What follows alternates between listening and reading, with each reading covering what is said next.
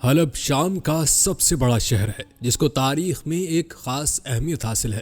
حلب کی اہمیت کی خاص وجہ کیا ہے اور تاریخ میں حلب کو کن حالات کا سامنا رہا ہے، آج کی ویڈیو میں آپ کو حلب کی مکمل تاریخ بتائیں گے اور حلب میں موجودہ دور میں کیا حالات چل رہے ہیں اس حوالے سے بھی آپ کو آگاہ کریں گے، لہٰذا ویڈیو کو آپ نے اسکپ نہیں کرنا اور ویڈیو کو آخر تک دیکھنا ہے۔ ناظرین، آپ کو بتاتے چلیں کہ حلب شام کا سب سے بڑا شہر ہے اور خانہ جنگی کے آغاز سے قبل مشرق وسطیٰ کے اس ملک کا اقتصادی مرکز تھا۔ اس پر مختلف ادوار میں یونانی اور مختلف مسلمان بادشاہ قابض رہے ہیں، جبکہ 1986 میں اسے اقوام متحدہ نے عالمی تاریخی ورثے میں شامل کیا تھا۔ ناظرین، ایک وقت تھا کہ حلب دنیا کا خوبصورت ترین شہر کہلاتا تھا، لیکن خانہ جنگی نے اس شہر کے بہت سے تاریخی مقامات، جن میں 11ویں صدی کی امیہ مسجد، 13ویں صدی کا ایک کلیسا اور قرون وسطیٰ کے زمانے کا ایک بازار بھی شامل ہیں، سبھی کچھ نیست و نابود کر دیا ہے۔ اب بعض تاریخی مقامات پر باغی قبضہ کر کے انہیں اپنے جنگجوؤں کے لیے پناہ گاہوں کے طور پر بھی استعمال کر رہے ہیں۔ ناظرین، آپ کو بتاتے چلیں کہ مبصرین کی رائے میں شام میں جاری جنگ کی کلیدی فتح حلب ہی ہے۔ اس شہر پر قبضے کا مطلب شامی جنگ میں کسی بھی فریق کے لیے فیصلہ کن جیت ہوگی۔ تاہم اس شہر کی اہمیت اس وجہ سے بھی ہے کہ اس سے صرف 50 کلومیٹر کے فاصلے پر ترکی کی سرحد ہے۔ اس وقت حلب شام اور ترکی کے درمیان پراکسی جنگ کا بھی مرکز بن چکا ہے۔ ترک صدر رجب طیب ایردوان صدر اسد کے کٹر ترین مخالفین میں سے ایک ہیں اور وہ برملا شامی باغیوں کی حمایت کرتے ہیں۔ انقرہ حکومت کا شمالی شام میں اثر وسیع ہے اور بعض رپورٹوں کے مطابق باغی ترک سرحد عبور کر کے اسلحہ اور کمک حاصل کرتے ہیں۔ اپنے ایک خطاب میں صدر اسد نے حلب کو ایردوان کا قبرستان بنانے کی دھمکی بھی دی تھی۔ اس لڑائی پر تفصیلی بات کریں گے اور آپ کو بتائیں گے کہ حلب کی اس لڑائی کی موجودہ صورتحال کیا ہے۔ البتہ پہلے آپ کو حلب کی تاریخ کا ایک اجمالی تذکرہ بتاتے ہیں۔ ناظرین، یاد رہے کہ حلب شمال مغربی شام کا ایک پرانا اور مشہور شہر ہے جو قدیم زمانے میں بہت بڑا تجارتی مرکز تھا۔ بغداد جانے والے تجارتی قافلے یہیں سے ہو کر جاتے تھے۔ 1000 سال قبل مسیح میں بھی اس کو خاص اہمیت حاصل تھی۔ ناظرین، یاد رہے کہ حلب ایک تاریخی شہر ہوا کرتا تھا، دنیا کے خوبصورت اور جدید شہروں کی فہرست میں شمار ہوتا تھا۔ BBC نے ایسے تو نہیں کہا تھا کہ حلب دنیا کا سب سے خوبصورت اور دلکش شہر ہے۔ حلب میں اپنے قیام کے دوران ابن بطوطہ نے بھی اپنے ایک سفر نامے میں اس شہر کو ایک شاندار شہر قرار دیا تھا، لیکن اس سے بڑھ کر حلب کے کھنڈرات گواہی دیتے نظر آتے ہیں کہ ملبے کے یہ ڈھیر ماضی کا خوبصورت اور جدید ترین شہر ہوا کرتا تھا۔ یہ شہر اپنے تاریخی مقامات اور قدیم بازاروں کے ساتھ ساتھ تیزی سے پھیلتے جدید شہری مقامات کا بھی امتزاج تھا۔ ایک طرف مغربی ممالک کی کمپنیوں نے یہاں اپنے آؤٹ لیٹس قائم کر رکھے تھے، تو دوسری طرف امیہ مسجد، جسے یونیسکو نے مسلم دنیا کی چند خوبصورت ترین مساجد میں سے ایک قرار دے رکھا تھا، اور اس جیسی انگرت تاریخی عمارات ملبے کا ڈھیر بن چکی ہیں۔ لیکن ناظرین، اصل سوال تو یہ ہے کہ ایسا کیوں ہوا؟ آئیے اس سوال کی تہ تک پہنچنے کے لیے حلب شہر کی تاریخ پر ایک نظر ڈالتے ہیں۔ ناظرین، ایک روایت کے مطابق حلب شہر کو حلب ابراہیم بھی کہتے ہیں۔ دراصل عربی میں حلب دودھ کو کہتے ہیں، اور یہ شہر جس جگہ واقع ہے، حضرت ابراہیم علیہ السلام بھی یہیں رہتے تھے۔ وہ چونکہ ہر آنے جانے والے کو اپنی پالتو بکریوں کا دودھ فی سبیل اللہ پلایا کرتے تھے، اس بات کی شہرت اس قدر ہوئی کہ لوگ جوک در جوک آتے اور پوچھتے کہ حلب ابراہیم کہاں تقسیم ہوتا ہے۔ چنانچہ اسی مناسبت سے اس جگہ کا نام حلب ابراہیم کی شہرت اختیار کر گیا تھا، جبکہ حلب کو مغرب میں الیپو اور ترکی میں حلب کہتے ہیں۔ روایات میں آتا ہے کہ 4000 سال پہلے حلابو نامی شہر کی مٹی کی تختیاں ملی تھیں، جو دراصل اسی شہر کی تھیں، جس کا نام بعد میں تبدیل ہو کر حلب کی شہرت اختیار کر گیا۔ اس شہر کے بارے میں اکثر یہ سوال اٹھایا جاتا ہے کہ حلب کب آباد ہوا، لیکن تاریخ اس بارے میں مکمل خاموش ہے، جبکہ تاریخ دانوں کی اکثریت اس بات پر متفق ہے کہ حلب کا شمار ان چند قدیم ترین شہروں میں ہوتا ہے جو مسلسل آباد چلے آ رہے ہیں۔ بغداد، جو بذات خود ایک تجارتی مرکز تھا، اس کے قافلے یہاں سے ہو کے جاتے تھے۔ ناظرین، تاریخ کی کتابوں میں 1000 قبل مسیح میں بھی اس شہر کی اہمیت کا ذکر ملتا ہے، جس کے مطابق بازنطینی عہد میں اس کو خوب ترقی ملی۔ ناظرین، اس شہر نے بھی کیا قسمت پائی ہے۔ 10ویں صدی میں بازنطینیوں نے اس پر قبضہ جما لیا۔ 11ویں صدی میں یہ شہر بے مثال سلجوق ترکوں کے قبضوں میں آ گیا۔ سن 1124 میں صلیبیوں نے اسے اپنے زیر تسلط کر لیا، جبکہ 1183 میں سلطان صلاح الدین ایوبی نے اسے فتح کر کے صحیح معنوں میں شہر بے مثال بنا دیا۔ پھر 1260 عیسوی میں اس شہر پر ہلاکو خان قابض ہو بیٹھا اور 1348 میں طاعون کی وبا نے اس شہر کو ویران کر دیا۔ ابھی یہ شہر طاعون کی بربادی سے سنبھلا بھی نہ تھا کہ سن 1401 میں امیر تیمور نے اس پر چڑھائی کر کے اس کی اینٹ سے اینٹ بجا دی۔ 1517 میں اس شہر کی قسمت ایک مرتبہ پھر عثمانی ترکوں کے ہاتھ آ گئی۔ اس کے بعد کچھ عرصے کے لیے مصر بھی اس شہر پر قابض رہا۔ ترکوں نے اس شہر کی تعمیر و ترقی میں کوئی کسر نہ اٹھا رکھی تھی اور 16ویں اور 17ویں صدی عیسوی میں حلب ترک سلطنت کا تیسرا بڑا شہر تھا۔ ناظرین، روایات بتاتی ہیں کہ اس شہر کی بربادی کا آغاز فروری 2012 سے شروع ہوتا ہے، جب راکٹوں نے ملٹری انٹیلیجنس اور پولیس ہیڈ کوارٹرز پر گولہ بارود کی بارش شروع کر دی تھی، جس سے آن ہی آن میں 28 افراد لقمہ اجل بنا دیے گئے۔ اس کے بعد حکومت اور باغیوں کے درمیان جھڑپوں میں اضافہ ہوتا چلا گیا اور شہر رفتہ رفتہ کھنڈرات میں بدلتا چلا گیا، جس سے نہ تو شہری اور تجارتی عمارتیں محفوظ تھیں اور نہ تاریخی مذہبی عمارات۔ ناظرین، آج اس شہر کی حالت یہ ہو گئی ہے کہ یہ شہر کھنڈر بن چکا ہے۔ شام میں جنگ کے آغاز سے قبل اس شہر کی آبادی 20 لاکھ سے کچھ اوپر ہی تھی، مگر اب یہاں چند لاکھ نفوذ ہی باقی رہ گئے ہیں۔ زمانہ قدیم میں یہ شہر ایک بڑے تجارتی مرکز اور اہم تجارتی گزرگاہ کی حیثیت سے جانا جاتا تھا۔ حلب کی بربادی کا المیہ یہ ہے کہ باغی نامی جنگجو، جن کے بارے میں آج تک یہ پتہ نہیں چل سکا کہ یہ ایک گروہ ہے یا ایک سے زیادہ، اور یہ گروہ کن کن کاموں پر مشتمل ہے اور کہاں سے آئے ہیں، بس پتہ ہے تو صرف اتنا کہ یہ سب حکومت وقت کے خلاف برسر پیکار ہیں اور ہر قیمت پر حکومت کو ہٹانا چاہتے ہیں۔ اس پر ایک خلیجی اخبار نے بڑا خوبصورت تبصرہ کیا ہے کہ اگر یہ محض شامی عوام کا معاملہ ہوتا تو اس میں تشویش کی کوئی بات نہ تھی، کہ یہ شامی عوام کا اپنا معاملہ ہے کہ وہ کسے حکومت میں دیکھنا چاہتے ہیں، مگر المیہ یہ ہے کہ شامی عوام اگر نظر آتے ہیں تو صرف متاثرین کی شکل میں۔ حیرت ہے کہ دنیا کی کون سی طاقت ہے جو یہاں پر موجود نہیں، اور اس سے زیادہ حیرت کی بات یہ ہے کہ پوری دنیا میں ان سے پوچھنے والا کوئی نہیں کہ بھائی ان کا یہاں کیا کام ہے۔ ناظرین، اگر تاریخ کے صفحات میں جھانکیں اور عبرت کے طور پر اس کا مطالعہ کریں تو آپ کو تاریخ میں مردود اور قابل نفرت کرداروں کا نام اور حدود اربا بہت کم ملیں گے، لیکن ان کی غداری، دھوکے اور کردار کی ذلت کی کہانیاں بہت تفصیل سے ملیں گی۔ امت مسلمہ کی تاریخ میں قابل ستائش اور قابل نفرت دونوں کرداروں کا تذکرہ ہے، جیسا کہ معرکہ کربلا میں سیدنا امام حسین رضی اللہ تعالیٰ عنہ کا نام ہر کسی کی زبان پر حق و صداقت کی علامت کے طور پر زندہ ہے، اور ان کے مقابل یزید نے بھی 1400 سال نفرتیں سمیٹی ہیں۔ ایسے تمام کردار جو کربلا میں مقابلے پر آئے، سب کے تذکرے موجود ہیں، اور شہیدان کربلا کا ذکر بھی عقیدت و احترام سے لیا جاتا ہے۔ لیکن تاریخ کس قدر خاموش ہے۔ کوفہ کے ان ہزاروں انسانوں کے بارے میں جنہوں نے حضرت امام حسین رضی اللہ تعالیٰ عنہ کو خطوط لکھے اور کہا کہ آئیں، آپ ہمارے امام ہیں، تشریف لائیں اور مسند امامت سنبھالیں، انہی کے سامنے مظلوم مسلم بن عقیل اور ان کے بیٹوں کو شہید کیا گیا۔ کیا یہ ہزاروں کوفی چھوٹے مجرم ہیں؟ ہرگز نہیں، یہ تو وہ بدترین اور تاریخ کے نفرت زدہ کردار ہیں جو واقعہ کربلا کا اصل سبب بنے۔ وہ لوگ جن کا نام لے کر سیدنا امام حسین رضی اللہ تعالیٰ عنہ بار بار پکارتے رہے اور یاد دلاتے رہے کہ کیا تم نے مجھے خط لکھ کر نہیں بلایا تھا۔ سانحہ کربلا کے بعد خانوادہ رسول صلی اللہ علیہ وسلم کے امین امام زین العابدین علی بن حسین رضی اللہ تعالیٰ عنہ تھے، جنہوں نے اپنی زندگی عبادت و ریاضت اور گریہ وزاری میں گزاری تھی۔ ان کی دعاؤں کا مجموعہ ملت اسلامیہ کا وہ اثاثہ ہے جس کی کوئی نظیر نہیں۔ امت نے انہیں زین العابدین یعنی پرہیزگاروں کی زینت قرار دیا۔ اپنے دور کے حالات کے بارے میں فرماتے ہیں، ہمارے زمانے کے لوگ 6 قسم کے ہیں: شیر، بھیڑیا، لومڑ، کتا، خنزیر اور بکری۔ شیر وہ بادشاہ ہے کہ جسے چاہتا ہے اسے قابو کر لیتا ہے۔ بھیڑیے تاجر ہیں، جب چیز خریدتے ہیں تو اس کی برائی کرتے ہیں اور جب فروخت کرتے ہیں تو اس کی تعریف بیان کرتے ہیں۔ لومڑ وہ ہیں جو دین کے نام پر روٹی کھاتے ہیں اور اس کو شریعت کا نام دیتے ہیں، وہ جو کچھ کہتے ہیں ان کے دل میں نہیں ہوتا۔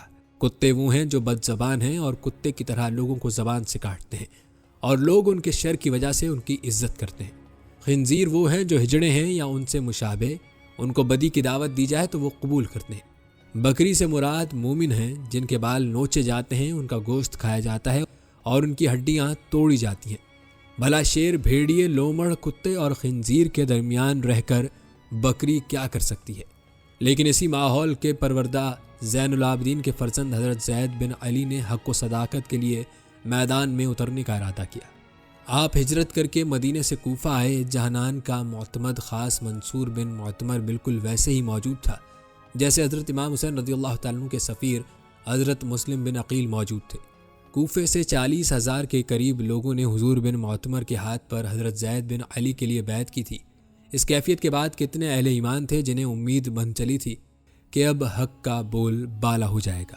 ناظرین، اسی طرح حضرت امام ابو حنیفہ نے فتویٰ دیتے ہوئے کہا تھا، خروجہ بظاہی خروج رسول اللہ صلی اللہ علیہ وسلم یوم بدر۔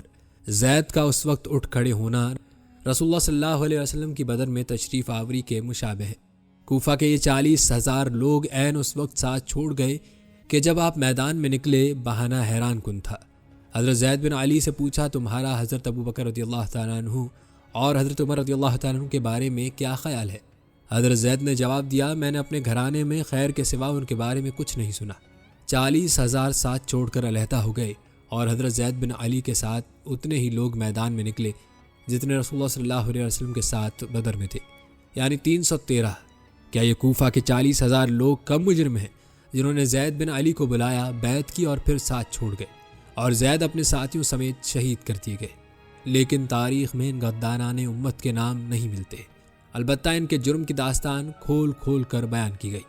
ناظرین، اس کے علاوہ سقوط بغداد وہ سانحہ ہے جو امت مسلمہ کی تاریخ میں خون سے لکھا ہوا ہے۔ اسلامی تہذیب و تمدن کا گہوارہ بغداد کس طرح تاتاریوں کے ہاتھوں تاراج ہوا، یہ بہت بڑا سانحہ ہے، لیکن شاید ہی لوگوں کو یاد ہو کہ ہلاکو کو بغداد پر حملے کی دعوت عباسی خلیفہ کے وزیر ابن القمی نے دی تھی، بلکہ اسے آمادہ کرنے کے لیے تمام جاسوسی کی اور اپنے ساتھیوں کے ذریعے مدد بھی فراہم کی۔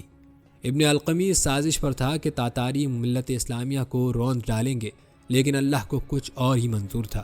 جیسے ہی فتح حاصل کرتا ہوا تاتاریوں کا لشکر حلب کے شہر کو رونتا ہوا فلسطین پہنچا تو مصر کے ایوبی سلاطین کے نائبین مملوک ان کے مقابل آئے اور تاتاری لشکر کو ذلت آمیز شکست سے ہمکنار کیا۔ تاریخ کو ہلاکو بھی یاد ہے اور عباسی خلیفہ بھی، لیکن ابن القمی کا ذکر مختصر ہے اور اس کے غدار ساتھیوں کے تو کوئی نام تک نہیں جانتا۔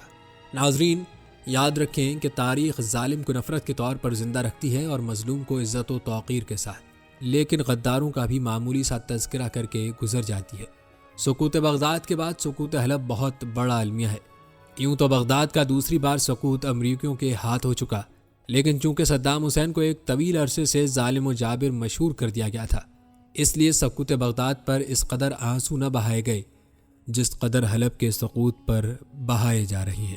ناظرین، آپ کو بتاتے چلیں کہ عرب دنیا کے جن عامروں اور جابروں کا تذکرہ کیا جاتا ہے، ان میں صدام حسین کے ساتھ شام کا حافظ الاسد اور اس کے بیٹے بشار الاسد کا بھی نام آتا ہے۔ گزشتہ 40 سال سے شام کے عوام ظلم کی چکی میں پس رہے تھے۔ عرب دنیا میں انقلاب کی لہر اٹھی تو شام بھی جاگا، لیکن شام پر حکمران بشار الاسد کی حمایت میں ایران اور حزب اللہ کود پڑے۔ 4 لاکھ شہید کر دیے گئے، 30 لاکھ مہاجر بنا دیے گئے، لیکن حلب پر فتح کا نشان دور دور تک نہ تھا۔ حلب میں لوگ 4 سال سے خوف کے سائے میں تھے، پھر بھی بشار کی فوج ان تک نہ پہنچ پائی تھی۔ آخر وہی ہوا، تاتاریوں کی طرح روس کو حملے کی دعوت دی گئی کہ وہ حلب کو تاراج کر دے۔ ناظرین، اللہ کا کس قدر احسان ہے ان مظلوم شہدائے حلب پر کہ انہیں موت سے پہلے اس بات کا مکمل یقین ہو گیا کہ ان کے مارنے والے، ان پر بم برسانے والے، ان کا شہر تباہ کرنے والے اصل میں روس کے بمبار طیارے اور افواج تھیں۔ وہ روسی جو گزشتہ 75 سال سے ملحد رہے اور اب عیسائی یا نصارہ ہیں۔ یہ الگ بات ہے کہ ان کا ساتھ اس امت کے غداروں نے بھی دیا، اپنے بھائیوں کو قتل کرنے کے لیے راستہ دیا اور ساتھ دیا۔ ناظرین، تاریخ فاتح روس کو بھی زندہ رکھے گی اور مظلوم حلب کے شہریوں کو بھی۔ شاید بشار الاسد بھی اپنے ظلم کی وجہ سے زندہ رہ جائے، لیکن وہ جو روس کو وہاں قتل و غارت کے لیے بلا کر لائے، ان کا نام شاید تاریخ ویسے ہی بھلا دے جیسے کوفہ کے غداروں کو بھلا دیا گیا، لیکن ان کی غداری کو یاد رکھا گیا۔ ناظرین، آپ کو بتاتے چلیں کہ حلب سمیت شام بھر میں جاری لڑائی میں اب اتنے زیادہ فریق شامل ہو چکے ہیں کہ یہ تعین کرنا دن بدن مشکل ہوتا جا رہا ہے کہ کون کس کے خلاف لڑ رہا ہے۔ اسد حکومت اور باغیوں کے درمیان جھڑپوں سے شدت پسند اسلامی تنظیمیں داعش اور القاعدہ بھی فائدہ اٹھا رہی ہیں۔ تاہم تجزیہ کاروں کا کہنا ہے کہ سبھی کے لیے حلب کی حیثیت کلیدی ہے اور اسی کلیدی حیثیت کی حلب کو جان لیوا قیمت بھی چکانا پڑ رہی ہے۔ ناظرین، اگر ماضی قریب کی بات کی جائے تو چند سال قبل استانا میں ہونے والے مذاکرات میں شام میں جنگ بندی کا فیصلہ کیا گیا تھا۔ یہ مشرق وسطیٰ کی جدید تاریخ میں ہونے والی سب سے اہم کانفرنس تھی، جس میں امریکہ کی عدم موجودگی واضح طور پر دیکھی جا سکتی ہے۔ بشار الاسد کے مخالف دھڑے میں سے صرف ایک ہی ملک ترکی موجود تھا، جس نے گزشتہ گرمیوں میں اس وقت اپنی حکمت عملی بدلنا شروع کی جب شام کے حزب مخالف کے کمزور ہونے کے عمل کا آغاز ہو چکا تھا۔ اس کانفرنس میں موجود دیگر طاقتوں میں ایران، روس اور شام جیسے ممالک شامل تھے، جنہیں مغربی میڈیا میں سخت بدنام کیا جاتا تھا۔ اس کے باوجود بھی جب کانفرنس میں معاہدے کو پیش کیا گیا تو جان کیری کو اس کی حمایت کرنا پڑی۔ عالمی معاملات میں امریکی پالیسیوں کو نافذ کروانے والے ادارے اقوام متحدہ کے سیکورٹی کونسل نے بھی معاہدے کو متفقہ طور پر قبول کر لیا، جبکہ کچھ ہفتے پہلے ہی اس ادارے میں موجود امریکی سفیر سمنتا پاورز نے روس کے خلاف شدید غم غصے کا اظہار کیا تھا۔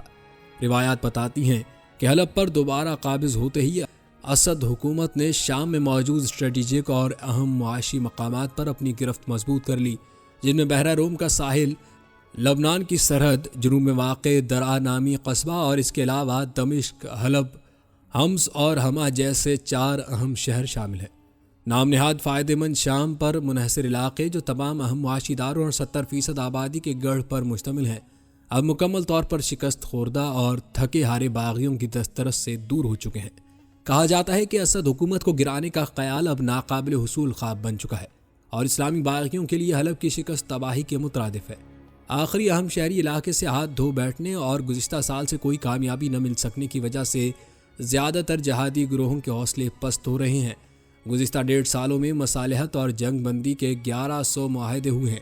ہزاروں جہادیوں اور ان کے خاندانوں نے اسد کے حامیوں کے آگے ہتھیار پھینک دیے ہیں، جس سے اہم علاقوں پر حکومت کی رٹ مزید مضبوط ہو رہی ہے۔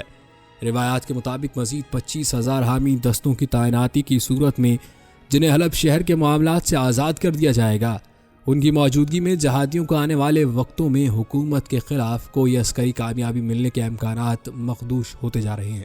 پسماندہ دیہی علاقوں کے کناروں تک محدود ہو جانے کی وجہ سے اب ان جہادوں کے مغربی ترکی اور خلیجی آقاؤں کی ان میں دلچسپی کم ہوتی جا رہی ہے، جو داعش کو اسد حکومت کے خلاف مالی اور عسکری امداد فراہم کیا کرتے تھے۔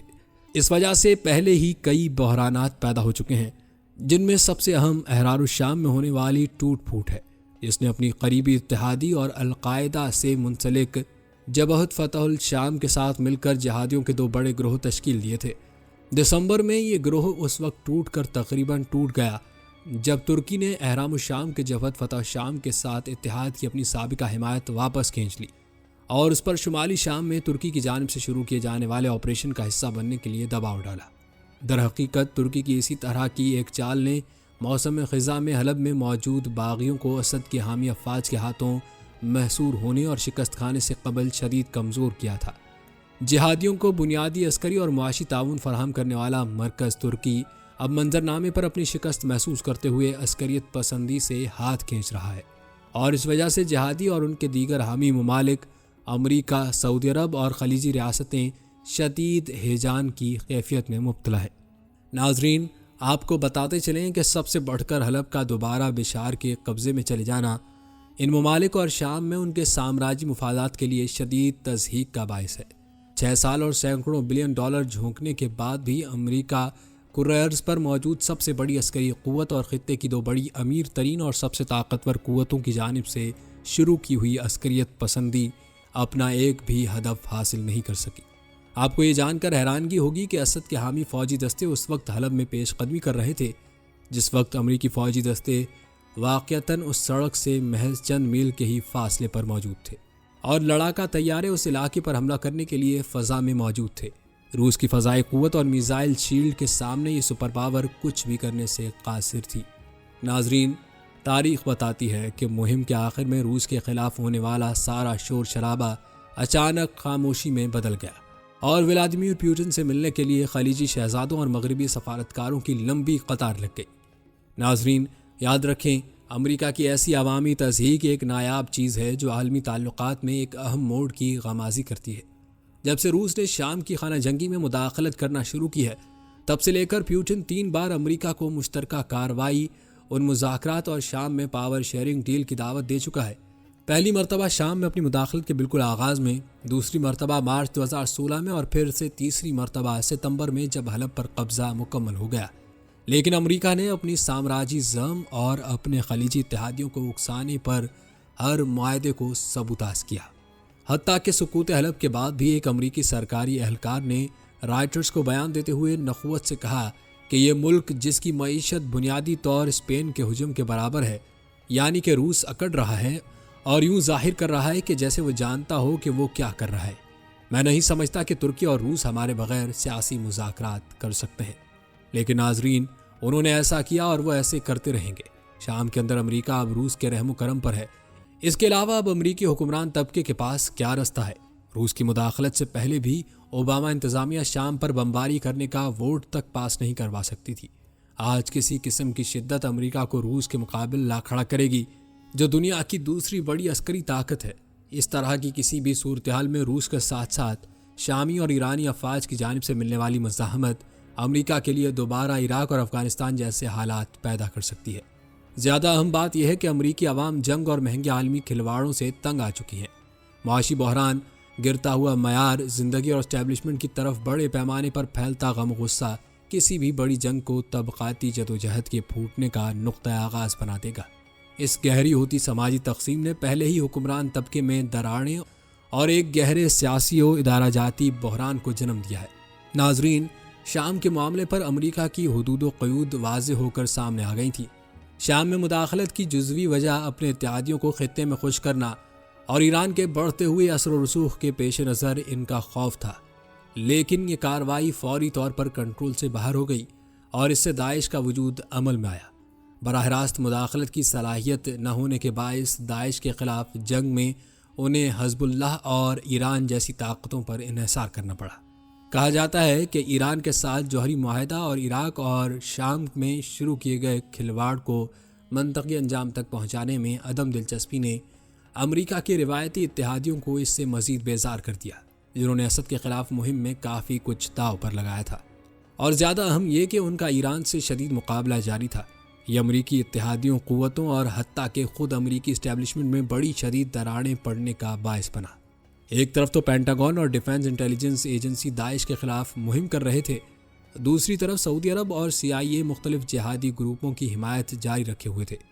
ناظرین، یاد رہے کہ جزوی طور پر سعودی عرب کی بیزاری کو دور کرنے کے لیے جسے امریکہ کا ایران کی حمایت کرنا کسی طور نہیں بھا رہا تھا، اس کے باوجود بھی پینٹاگون نے اپنا وزن کرد YPG کے پلڑے میں ڈالا، جو شام میں سب سے بہترین لڑاکا قوت کے طور پر ابھر کر سامنے آ رہی تھی۔ اس سے بہرحال ترک حکومت نالا ہو گئی، جو YPG کو اپنے وجود کے لیے خطرہ سمجھتی ہے، اور جیسے اپنی جنوبی سرحد پر ابھرتی ہوئی کرد ریاست سے شدید خطرات لاحق ہیں۔ اس کا نتیجہ یہ نکلا کہ امریکہ علاقائی تنازع پر 3 مخالف دھڑوں اور آپس میں برسر پیکار قوتوں کے ساتھ کام کر رہا تھا، اور اس کے ساتھ ساتھ اس نے اپنے 2 اہم اتحادیوں کو بھی نالا کر دیا تھا۔ خود اپنے ہی تضادات کے دلدل میں پھنس جانے کی وجہ سے امریکہ مفلوج ہو کر کچھ بھی کرنے کی صلاحیت سے محروم ہو گیا۔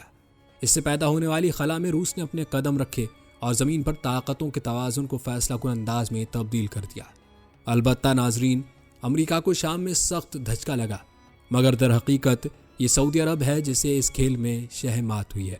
اس وقت جب ترکی اپنے حمایت یافتہ گروہوں کو حلب شہر اور ادلب سے نکال رہا تھا، ایسے میں سعودی اور قطری حمایت یافتہ گروہ ہی بشار کی افواج کی الغار کا نشانہ بننے کے لیے باقی بچے تھے۔ ان کا شمار اب شام میں موجود سب سے کمزور قوتوں میں ہوتا ہے۔ یہ عالمی معاملات میں سعودی عرب کی عمومی کمزوری کا اظہار ہے۔ عراق اور شام میں موجود اس کی پراکسیاں پسپائی کا شکار ہیں۔ مصر کی حکومت پر اس کا اثر و رسوخ ماند پڑتا جا رہا ہے۔ اردن نے بہت پہلے ہی یمن اور شام کے حوالے سے سعودی منصوبوں سے پیٹھ پھیر لی تھی۔ سعودی عرب اب ایک ایسی جنگ پر پیسے بہا رہا ہے جسے وہ ہار چکا ہے، یہاں تک کہ اس کے نزدیک ترین اتحادی بھی سعودی عرب کو خطے میں اپنے ایک اثاثے کے بجائے بوجھ سمجھتے ہیں۔ یہ بات قابل غور ہے کہ عراق میں موصل شہر کا کنٹرول واپس لینے کے وقت ایک فریق کے طور پر سعودی عرب کا نام تک نہیں لیا گیا تھا، جبکہ ترکی اور ایران آپریشن کے لیے ہونے والے مذاکرات اور تیاریوں میں پوری طرح مداخلت کر رہے تھے۔ ناظرین، آپ کو بتاتے چلیں کہ شام کی خانہ جنگی اور سقوط حلب نے اس بات کو ثابت کر دیا ہے، جس کا مغربی طاقتوں کو کچھ عرصے سے اندازہ تھا، کہ اب خطے میں سعودی عرب کو ایک قابل بھروسہ اتحادی کے طور پر استعمال نہیں کیا جا سکتا۔ مستحکم کرنے والی قوت تو درکنار، بلکہ اس کے برخلاف سعودی عرب نے یمن اور شام میں داعش اور القاعدہ کو مضبوط کرنے میں اہم کردار ادا کیا ہے، اور معاملات کو مزید بگاڑتے ہوئے وہ اپنے کسی بھی ہدف کے حصول میں ناکام ہوا ہے۔ ناظرین، اہم علاقائی قوت کے طور پر سعودی سلطنت کا اثر و رسوخ تنزلی کا شکار ہو کر کنارے لگتا جا رہا ہے۔ یہ سعودی حکومت کے گہرے بحران کی غمازی کرتا ہے۔ مختلف سمتوں میں کھینچتی مخالف مذہبی، قبائلی اور طبقاتی قوتوں نے خاندان آل سعود کے ٹکڑے کرنا شروع کر دیے ہیں۔ دہائیوں تک تیل کی بلند قیمتوں اور امریکہ کے ساتھ خاص تعلقات کی بدولت، جس کے لیے سعودی تیل کی اسٹریٹجک اہمیت تھی، یہ استحکام قائم رکھے ہوئے تھا، لیکن سرمایہ داری کے بحران کا مطلب تیل کی قیمتوں میں گراوٹ تھا، اور امریکہ اب خود تیل پیدا کرنے والا دنیا کا دوسرا بڑا ملک ہے۔ کہتے ہیں کہ یہ بحران اس کے اندرونی تضادات کو شدید کرتا جا رہا ہے، جس کے نتیجے میں آنے والے وقت میں اس کا اپنا وجود غیر یقینی کا شکار ہو گیا ہے۔ جیسے جیسے سعودی سلطنت ٹوٹ کر بکھر رہی ہے، ایران کے ساتھ ساتھ ترکی اس خلا کو پر کرنے اور خود کو خطے کی اہم طاقت بنانے کی کوششیں کر رہا ہے۔ آنے والے وقت میں یہ تضاد خطے کے تعلقات میں اہم کردار ادا کرے گا۔ ناظرین، دوسری جانب سلطنت عثمانیہ کو سرمایہ دارانہ بنیادوں پر زندہ کرنے کا خیال دل میں بسائے اردگان حکومت ایک لمبے عرصے سے مشرق وسطیٰ پر اپنی اجارہ داری قائم کرنے کی کوششوں میں ہے۔ یہ اناطولیہ کی بورسوازی کی نمائندگی کرتا ہے، جو کہ ہمیشہ سے کمالیوں کی مغرب پرست اور عمومی طور پر علیحدگی پسند خارجہ پالیسی کے خلاف تھی، جس سے محض ترکی کی مغرب پرست کمالیہ بورسوازی کو ہی فائدہ پہنچا۔ تاریخی طور پر عثمانیت پرستی کو اپنے آخری حامی اناطولیہ میں میسر آئے، خاص کر وہاں موجود اسلامی تحریکوں میں۔ ناظرین، آپ کو بتاتے چلیں کہ اردگان کی شام اور عراق میں مداخلت، جس کی کمالوی فوج نے مخالفت کی تھی، اپنی اس سامراجی خارجہ پالیسی کی جانب ایک قدم تھا، اور اس کے ساتھ ساتھ یہ سنی دنیا پر حاکمیت میں سعودی عرب سے مقابلہ کرنے کی کاوش تھی۔ شام میں مداخلت کرنے کے فیصلے کی خود فوج کے اندر سے شدید مخالفت کی گئی، جو ترک فوجی دستوں کو شام بھیجنے میں سب سے بڑی رکاوٹ تھی۔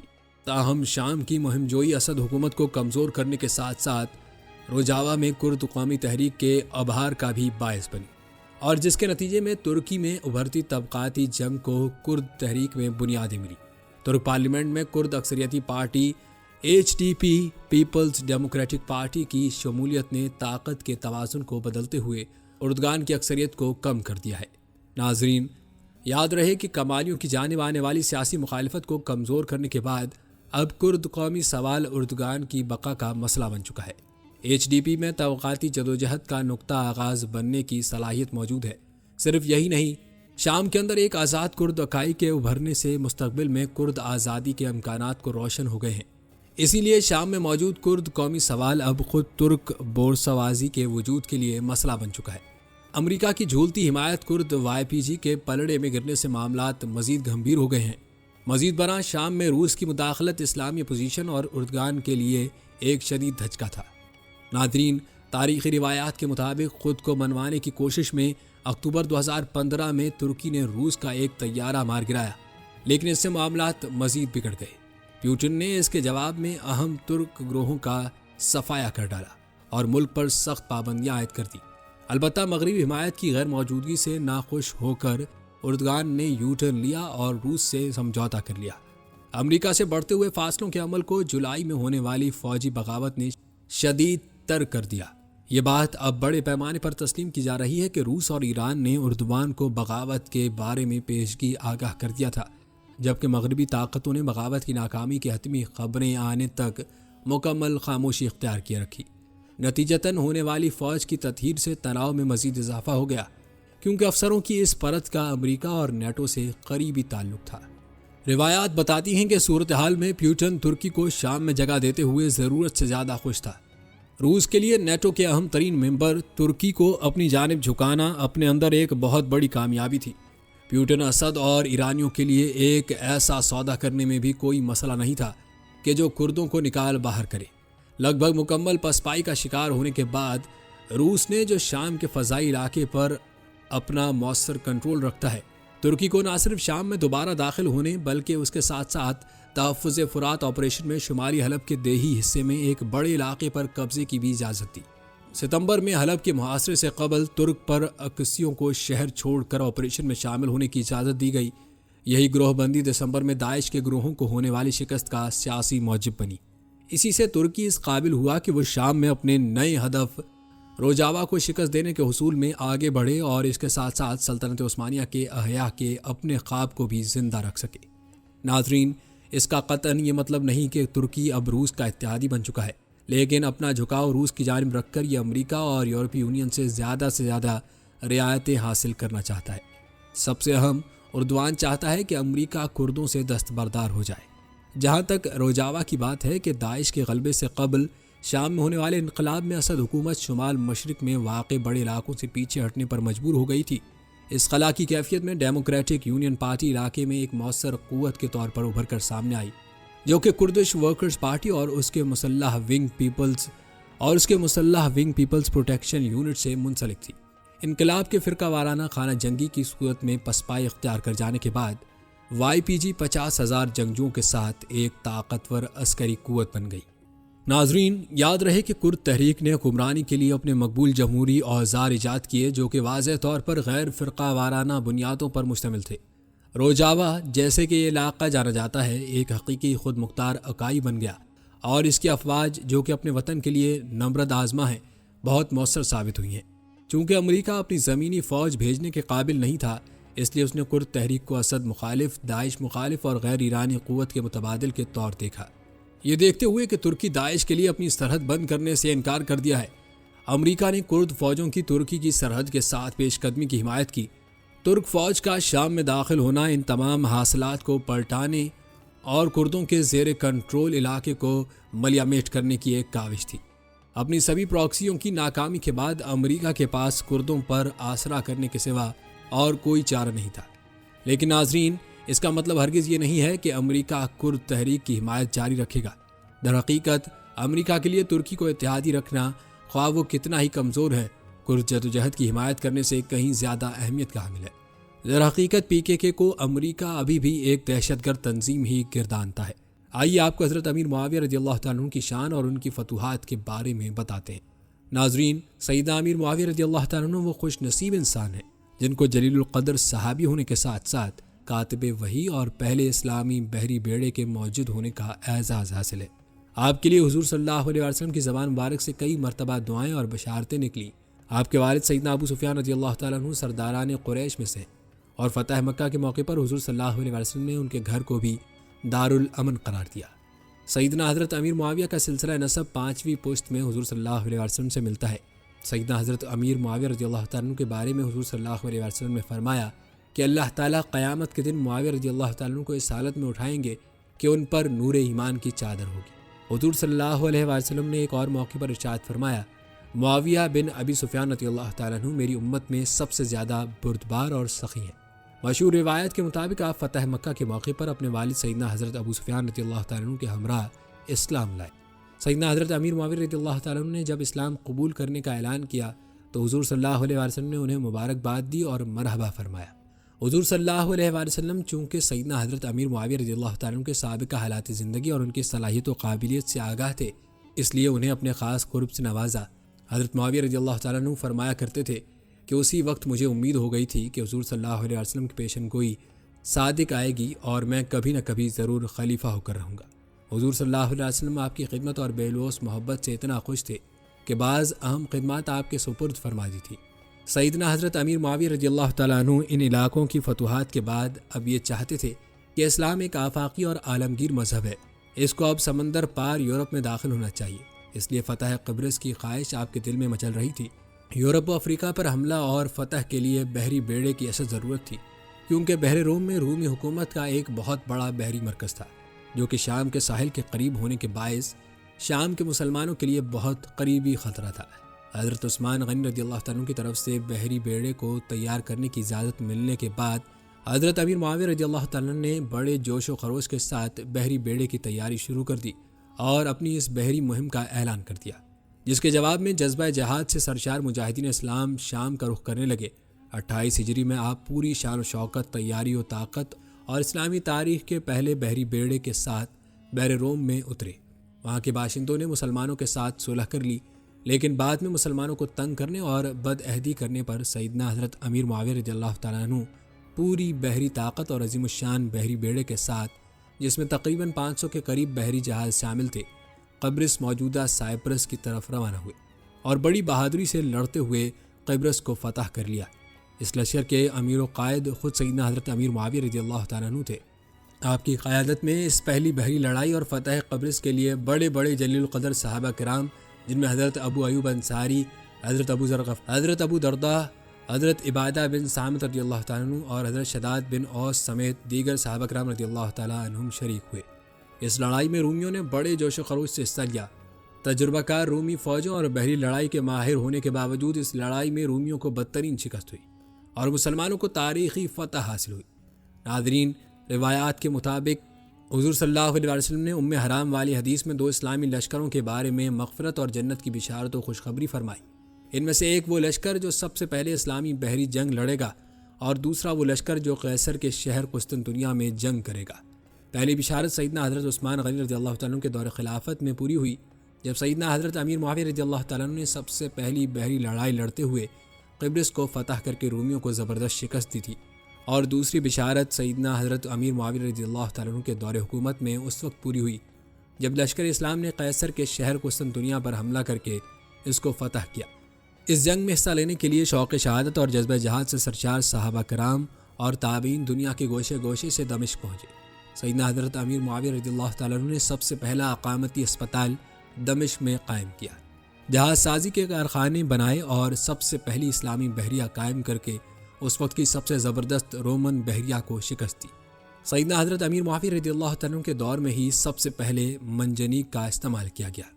آبپاشی اور آب نوشی کے لیے دور اسلام میں پہلی نہر کھدوائی، ڈاک کا جدید اور مضبوط نظام قائم کیا، سرکاری احکام پر مہر لگانے اور نقل دفتر میں محفوظ رکھنے کا طریقہ ایجاد کیا۔ آپ نے دین اخلاق اور قانون کی طرح طب اور علم جراحت کی تعلیم کا انتظام بھی کیا۔